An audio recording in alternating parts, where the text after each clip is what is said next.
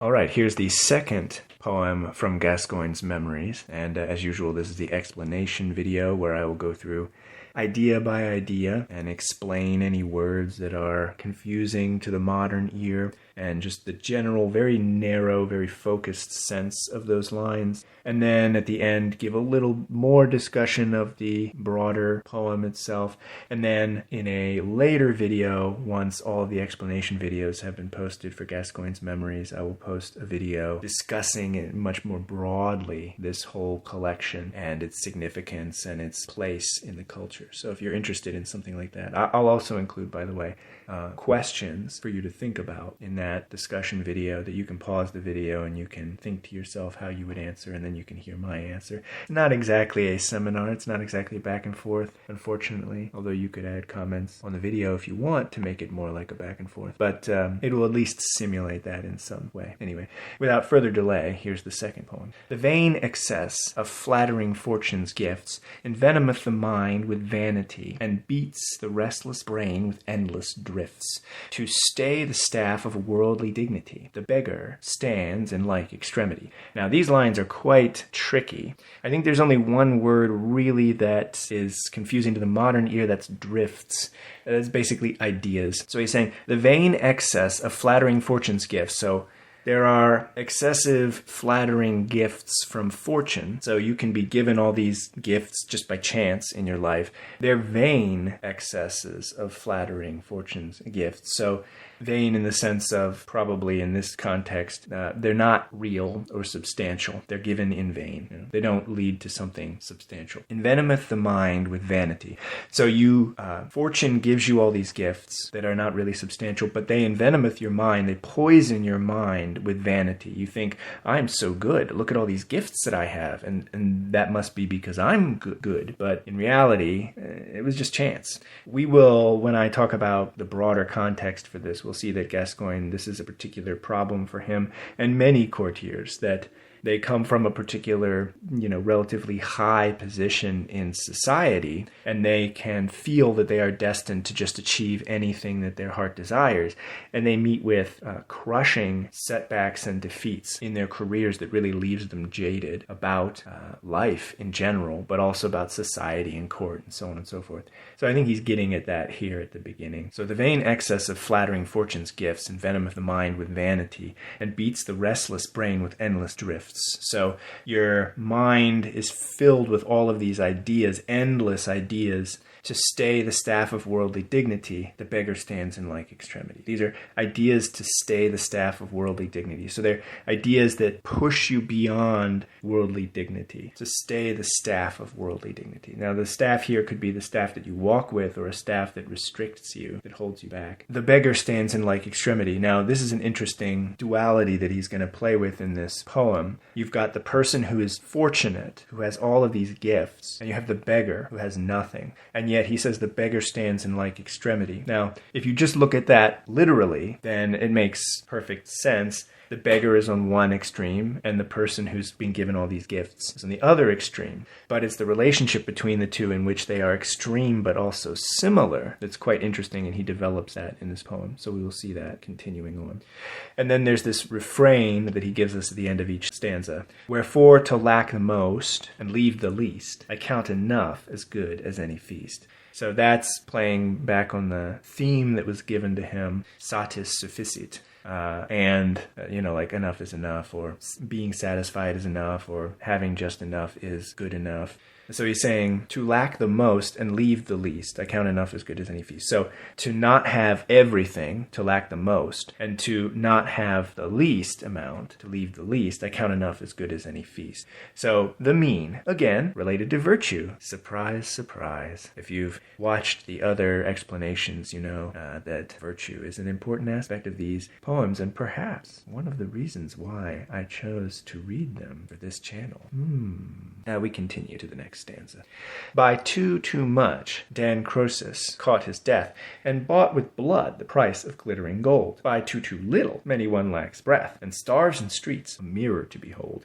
So pride for heat and poverty pines for cold. So Croesus, there's this myth that we know there was a historical figure named Croesus on the Anatolian coast, the Greek coast, Phrygia, that area, if that name means anything to you. And he lived around the time of, the Greco-Persian Wars. And Herodotus mentions him. There's a myth that, sort of like his greed led to his death, but we don't really have confirmation on that or specifics from Herodotus or from histories. And then he says, by too little, so that's Croesus, he has too much, and that leads to his death. By too little, many one lacks breath. So you don't have enough breath, you suffocate. And starves in the streets a mirror to behold. So you don't have enough, you starve in the streets. A mirror to behold. That's interesting. It's not revolutionary. It's just saying you see this person starving in the street. That's holding up a mirror to you in some way. Like you may be in deficit in some way, even though you're not literally starving in the street. So pride for heat and poverty pines for cold. So again, we're talking about dualities and extremities. We've got heat and cold mixed with pride and poverty and how those interact. He's trying to develop this conceit of the poem. When we talk about the conceit of a poem, I'll just take a brief moment here to explain this if you haven't heard it before. The conceit is basically the main point, sort of like the twist, the unique artistic element of the poem that makes it clever. You could think of it that way, or witty, or is at least just the theme of the poem. And so in addition to, there are several themes here, but the conceit overall seems to be juxtaposition. And if you don't know the term juxtaposition, that's when you take two things that seem to be unlike or opposites, and you put them in close proximity to each other to show off the differences and perhaps even the similarities between those things. And then after that, we get the refrain again, wherefore to lack the most and leave the least, I count enough as good as any feast. And I should point out here, I'm saying count for this word that is spelled C-O-U-M-P-T. It really is just count. They would have probably pronounced it count. And if you read it, every one of those letters, you'll get a very similar sound to just the word count. This is partly the lack of standardized spelling in early modern England, and it's partly the fact that a lot of these words are coming from French and are being spelled like the French, but are being pronounced like an English person would pronounce them. And so they're trying to navigate that transitional period for those words. Moving on to the next stanza. Store makes no sore. Lo, this seems contrary.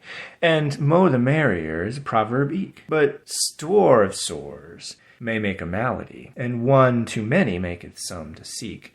When two be meet that banketh with a leak, wherefore to lack the most and leave the least, I count enough as good as any feast. So this whole stanza is just one idea with a bunch of ancillary sub-ideas sort of connecting to each other. Store makes no sore is a proverb. So it's saying if you store stuff away, you won't be sore, you won't be hurting.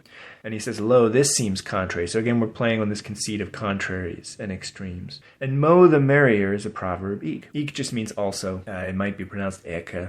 In Anglo-Saxon, as far as I am aware, the ending vowel is pronounced pretty much all the time. So this is an Anglo-Saxon word. At this time period, I'm not sure if they would pronounce it that E.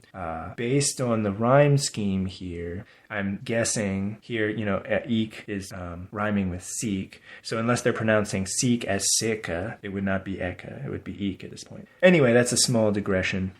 So, mo the merrier, or more the merrier, is also a proverb, and you have heard that proverb, I'm pretty sure, because it's still quite popular, even 600 years later. He presents these proverbs, and he then complicates things. He says, but store of sores may make a malady. So, meaning if you have a lot of sores on your body, then you're sick. And one too many maketh some to seek. One too many, more the merrier, is supposed to be good, but if you have one too many, that maketh some to seek. So there's some sort of wanting there when you have too many. When two be meet that banketh with a leak, and banquet here just means banquet. And this line, in addition to looking up the words in the lexicon, I've also looked for some scholarly explanation here, because this also sounds like a proverb. It doesn't exactly appear to be one, at least not a common one. There seemed to be some sort of saying involved here, but the meaning is somewhat obscure. Some scholars have said that there's some sort of body meaning to this, banqueting with a leek. A leek is just a big onion. So I'm not really sure, but so that line is sort of lost in the deeper significance of it here, even for scholars who I've read who are discussing this poem. And then he goes back to the refrain, wherefore to lack the most and leave the least, I count enough as good as any feast. The overall meaning of the stanza then is something like, people say there's no problem with having a lot, the more the merrier, store makes no sore, but you can have too much. And it's better to just have enough. It's better to have the mean. Moving on to the next stanza. The rich man surfeiteth by gluttony, which feedeth still, and never stands content. The poor, again, he pines for penury, which lives with lack, when all and more is spent. So too much and too little both be shent, wherefore to lack the most and leave the least, I count enough as good as any feast. The rich man surfeiteth by gluttony. So surfeit, to surfeit is to be full. And he is full, he's made full by gluttony, or he's full of gluttony, which feedeth still and never stands content. So he's full of gluttony, but he's never full. So there's an interesting little, he eats by gluttony. And the poor, again, he pines for penury. So the poor, again, he pines, I think, is still referring to the rich man. Otherwise, this line doesn't make very much sense. The sense of it would be the poor man himself pines for penury. Penury is like extreme poverty. But I don't think any poor person in and of himself pines for penury. So I think what it's saying is the rich man being surfeited by gluttony, who is unable to actually satisfy his desires, then expends himself such that he is poor, and again he pines for penury. He pines to be poor because he's had too much of having too much.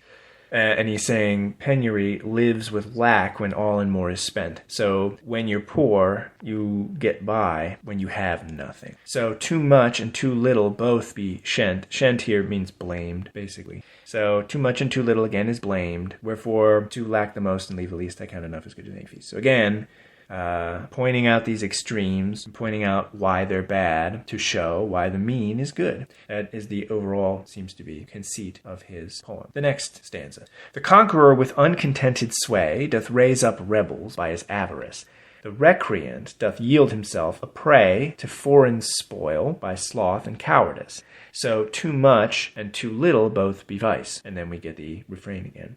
The conqueror with uncontented sway. So he is, again, greedy, wants too much, doth raise up rebels by his avarice. So he creates more individuals to rebel against whatever it is they're trying to conquer, so that he can feed his avarice, his greed, his desire for more. The recreant doth yield himself a prey to foreign spoil by sloth and cowardice. So the recreant, a person who's not conquering, but a person who's being lazy or being idle in some way, makes himself prey or victim to spoil, to be spoiled by the foreign character of sloth and cowardice. And so too much and too little both are vice. He's contrasting the conqueror as getting too much and the recreant as perhaps the too little. But too little not in a material sense, too little in the sense of virtue, because the recreant is slothful and has cowardice. So this is another interesting way in which the too much and too little is presented. The conqueror has too much ability to feed his greed, and the recreant is not using his gifts in a diligent and sufficient way. So there's too much and too little, but again presented in a way that's slightly unconventional, and those are both presented as vice. So again, the extremes and pointing out the value of the mean. The next stanza. If so thy wife be too fair of face, it draws one guest too many to three in. If she be foul and foiled with disgrace, in other pillows pricks thou many a pin. So foul-proof fools and fair fall to sin. Wherefore, to lack the most and leave the least, I count enough as good as any feast. If your wife is too fair of face, if she's too beautiful, it draws one too many guests to... I'm guessing that this is I'm guessing that this line here, too many to three, is just an issue with this addition. I'm pretty sure it's referencing something like thine to thine in. So she brings too many guests here in if you're pretty, because she's pretty, because people are going to try to seduce her. And if she be foul and foiled with disgrace, in other pillows pricks thou many a pin. And that also, by scholars, that line, in other pillows pricks thou many a pin, has been referenced as having potential body illusions but without certainty. Based on the duality that's created here by these lines, it seems like it's saying if your wife is too beautiful, other people will try to seduce her, and if she's not beautiful, and if she's just foul and foiled with disgrace, if she's just a bad person, then there's some sort of debauchery happening as a result of that. And so again, he says, the problem here is you've got a good wife, she attracts people. You've got a bad wife, she's bad. Better to have somewhere around the mean. And then the last stanza. And of enough, and now no more, because my brains no better can devise. When things be bad, a small sum make it store. So of such verse a few may soon suffice. Yet still to this my wary pen replies that I said last, and though you like it least, it is enough and as good as a feast. So he's saying, essentially, this is just the necessary end of the poem. So enough is enough. I can't really think of anything else to say. When things are bad, then even a small amount of badness is enough. And so such verse a few may soon suffice. So he's being a little bit self-effacing here and saying, like, my poem's not really that good, so and a small amount of it is probably enough for you. Yet still to this my wary pen replies, and then he gives us the refrain again, but in a slightly different way. That I said last, and though you like, I said last because it's the refrain. It happens at the end of every stanza. Get it? Ha ha ha. And though you like it least, so he's saying he's not saying to his audience, I know that you don't like it. He's saying though you might like it least, you might not like this refrain, but it's true that enough is as good as a feast. So again, we have a poem that is pointing out. So again, we have a poem that's meant to show the author's knowledge and skill in writing poems. And you'll notice that this poem takes a different form as the previous poem. This one now is a poem with a refrain. And you'll notice if you look at each of the poems that each one is in a different form, which again is showing off his skill. He can write a variety of different types of poems, and he can write them well. This one deals with virtue perhaps more deeply than the first one, and he plays around a little bit more with wording here. So we get to see a little more of an adventurous artist in his work here. He brings up all kinds of things that point out his knowledge as well, just the content of his knowledge. He mentions Croesus. He mentions proverbs. He talks about virtue in a variety of different contexts to show, mostly dealing with excess and deficiency, which of course are key elements of virtue, and how we can know the mean better by pointing out those extremes. So he's showing all kinds of different levels of education. He's showing literary education. He's showing practical literary education in the sense of being able to write poetry. He's showing his knowledge of virtue. And in general, he's showing us, as readers in the modern day, the sorts of things that were important to people of his time, the sort of things they would be expected to know and be able to do. And so not only are we encountering a work that can challenge us to think about virtue, but we are also encountering a work that can challenge us to think about the value of this work in its own time and the value of this work in our time as well. So this video has run on for quite a long time already, and so I will say adieu for now and leave you to the next video. I hope you're having a good day, and I'll talk to you then.